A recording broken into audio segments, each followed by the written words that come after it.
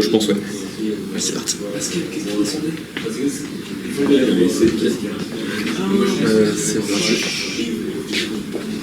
Bonjour à tous. Pour commencer cette formation, je vais vous poser 2 questions. Tout d'abord, qui parmi vous a déjà entendu parler de GraphQL? Ouais, quasiment tout le monde. C'est cool. Et qui parmi vous a déjà eu l'occasion de l'utiliser dans un de ses projets? Exactement personne. Non, ouais, c'est ça. Mais ça représente assez bien la situation de GraphQL en ce moment. C'est-à-dire que c'est une technologie qui est en plein essor, qui... Tout le monde en parle, mais il y a vraiment quasiment personne qui en fait. Enfin, pourquoi? Parce que tout le monde se pose la même question, c'est pourquoi GraphQL? Et c'est cette question que je vais tenter de répondre en vous apportant des clés, des moyens de franchir le cap et d'utiliser GraphQL lors de vos prochains projets. Alors, pourquoi GraphQL? Alors qu'il existe déjà un standard qui est REST, qui fonctionne, mais REST a des défauts. Le premier de ces défauts, c'est que REST est statique. Avec REST, vous avez un nombre de routes prédéfinies qui vous renverra un nombre de champs prédéfinis. Alors, il a fallu organiser ces champs. C'est pour ça que dans les années 2000, on a décidé d'attribuer à chaque route une ressource, que l'on pouvait effectuer différentes opérations sur ces ressources avec des verbes HTTP. Et le top du top, c'est de pouvoir fournir dans chaque route des liens vers d'autres routes, ce qu'on appelle l'hypermedia control, afin de pouvoir faire des systèmes intelligents qui parcourent automatiquement des API.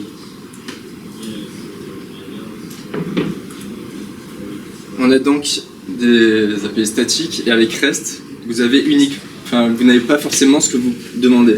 Imaginons que vous avez besoin de plusieurs ressources. REST va seulement pouvoir vous renvoyer les ressources définies dans les routes.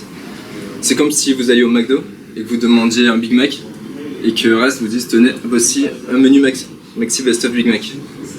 Ou alors que si vous allez au McDo et que vous demandiez un Big Mac et un petit wrap, REST va vous répondre voici un menu Maxi Best of Big Mac. Mais par contre pour le petit wrap, il va falloir revenir plus tard. Du coup, on a une multiplication des requêtes qui se font avec le serveur pour pouvoir récupérer toutes les ressources dont on a besoin. Et pour lutter contre ce problème, il peut nous arriver de créer de nouveaux endpoints et du coup plus de développement afin d'obtenir vraiment toutes les infos que l'on souhaite avoir dans une seule requête. Il y a également d'autres défauts.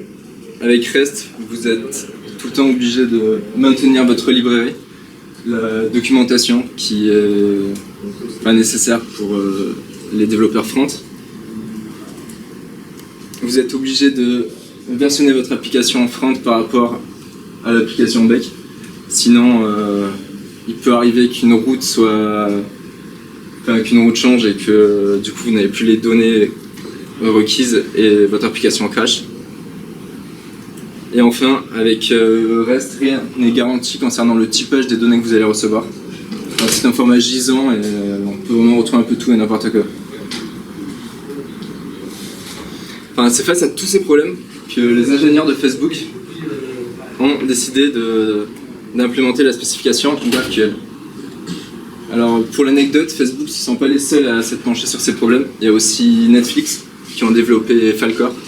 C'est leur solution pour développer des backends, des API. Alors Facebook ont commencé à développer GraphQL pour répondre à leurs besoins internes à partir de 2012. Ça a été open sourcé à partir de 2016. Enfin, c'est en train de devenir un nouveau standard, c'est de plus en plus utilisé. Par pas mal de boîtes actuellement.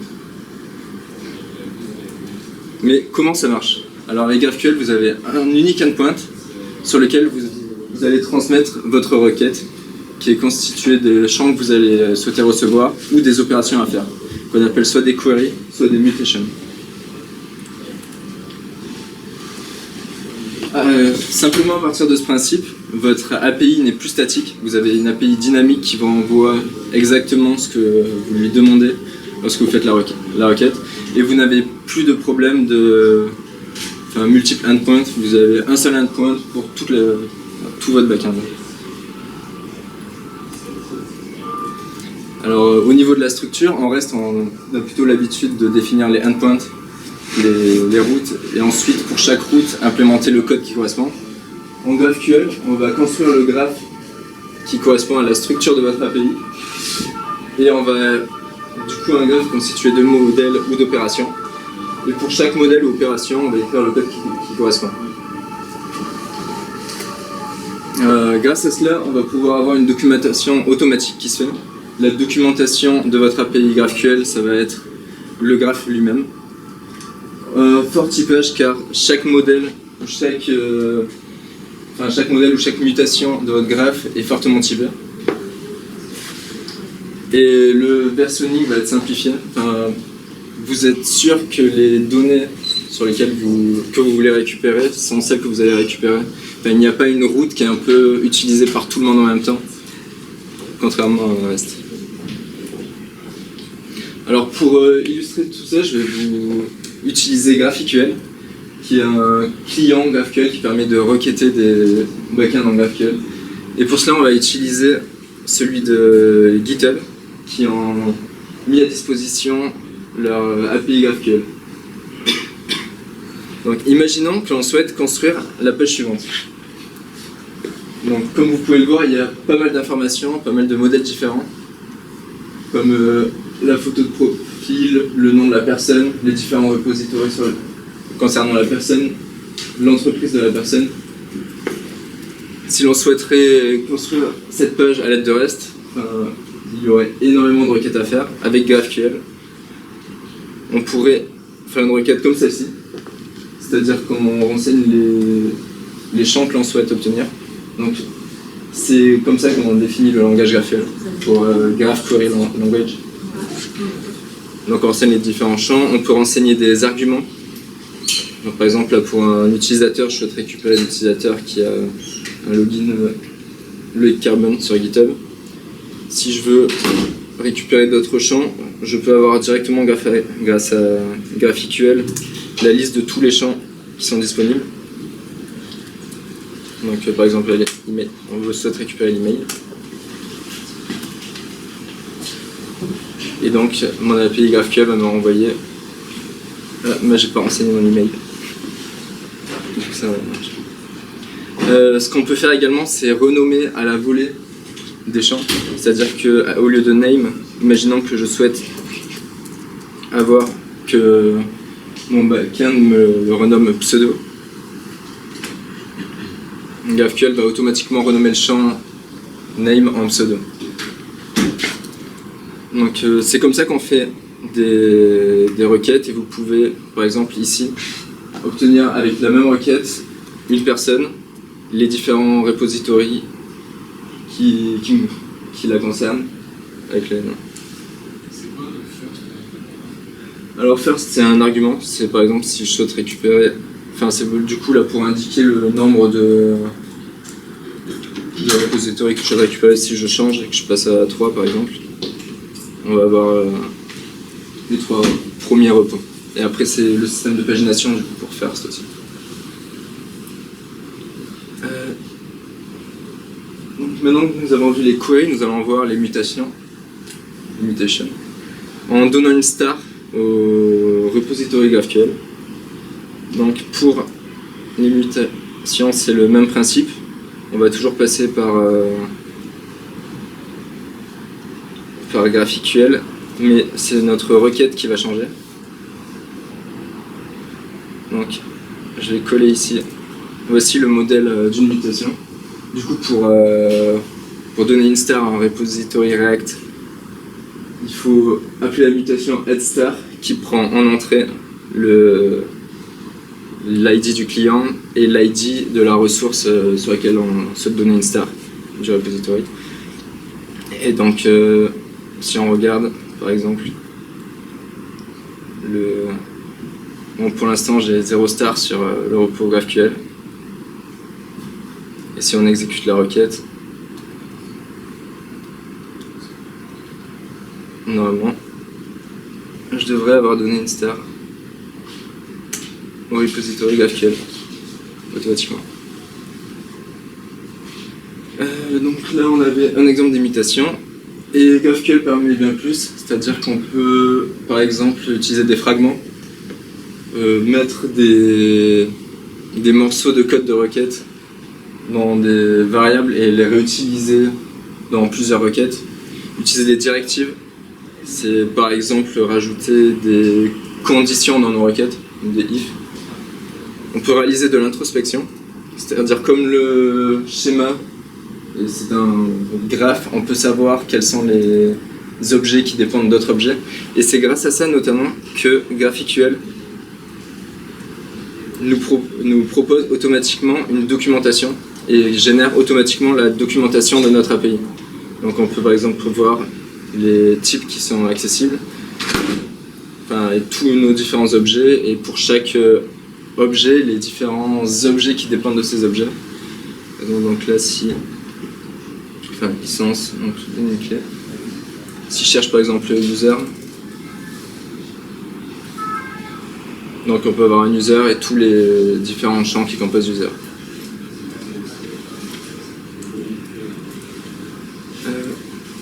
Et la dernière nouveauté que propose GraphQL, ce sont les subscriptions. C'est-à-dire que GraphQL vous permet de faire du temps réel. Vous pouvez souscrire à une ressource et GraphQL va vous la push à chaque fois qu'une modification a atterri. Pour l'instant, c'est disponible uniquement en utilisant des serveurs GraphQL tels que Apollo ou Relay en JS. Et ça utilise des WebSockets derrière. Alors, maintenant qu'on a un peu vu ce qu'était GraphQL, nous allons voir comment le mettre en place. GraphQL est avant tout une spécification, c'est-à-dire que vous pouvez l'implémenter dans n'importe quel langage, que ce soit PHP, Node, Python. Par exemple, Facebook ont vraiment développé des SDK permettant de le développer dans tous les langages. Et il y a déjà une communauté derrière. On a plusieurs frameworks qui existent, comme Relay, qui est un framework pour React, et GraphQL côté serveur. Ça va vous permettre d'injecter directement dans votre store React les données de votre backend. On a également Apollo qui fonctionne plutôt bien en ce moment. Je ne sais pas si vous avez déjà entendu parler d'AppSync. C'est le dernier service d'Amazon qui permet de proposer à leurs clients des backends en GraphQL automatiquement, sans avoir à construire de base de données ou quoi, des backends directement à disposition. Et leur service se base sur Apollo, qui est une implémentation de serveurs et de clients GraphQL. On a également Graphene qui est un framework GraphQL pour Python. Si vous utilisez du Python, vous pouvez utiliser Graphene pour développer des API GraphQL plus rapidement. Alors, je vais vous montrer quelques exemples de code pour mettre en place une API GraphQL. Moi, j'ai choisi d'utiliser Node.js puisque c'est l'implémentation un peu plébiscitée par Facebook. Mais la méthode reste la même pour tous les langages que vous utiliserez. C'est-à-dire que la méthode est la suivante. Il faut tout d'abord construire le schéma. On construit le schéma comme ceci en déclarant les différents types les différents types de notre backend. Donc là ici on a un type user avec des champs ID et name et un type query qui correspond au type racine de mon graph. Et c'est dans ce type query que je vais placer toutes mes queries. Ensuite, on va ajouter la logique qui correspond au schéma qu'on a construit précédemment. Du coup, ici on va indiquer que pour chaque user, je vais avoir une fonction qui à partir d'un ID va nous renvoyer l'user qui correspond. Et enfin on va ajouter la logique. Par exemple avec Express, ça se fait en 5 lignes de code. On déclare Express et avec la librairie GraphQL Express, vous pouvez instancier votre schéma, instancier votre backend GraphQL en lui donnant en paramètre le schéma et les resolvers, c'est-à-dire la logique qui correspond au schéma. Et vous avez là tout le code minimal pour instancier un backend GraphQL en Node.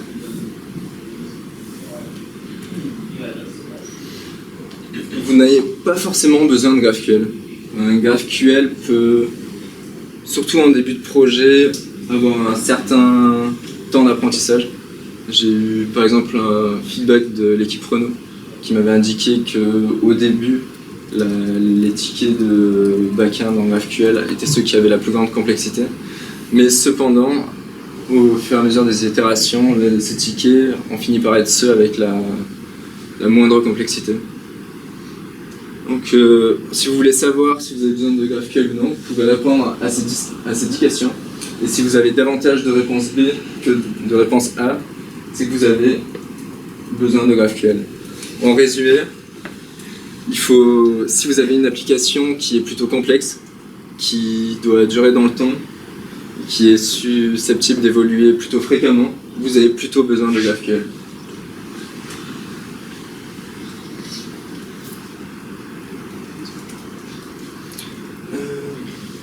Pour conclure, pourquoi GraphQL? Je répondrai que ça peut vous permettre de gagner du temps, notamment du temps de développement. Ça vous permettra également d'améliorer les performances de votre application en effectuant une seule requête au lieu de multiples requêtes HTTP. Et enfin, ça peut vous permettre d'innover. Si vous avez besoin de mettre en place du temps réel dans vos applications, vous pouvez par exemple utiliser la dernière feature qui sont les subscriptions. Merci de votre attention. Je suis disponible pour toute question. N'hésitez pas.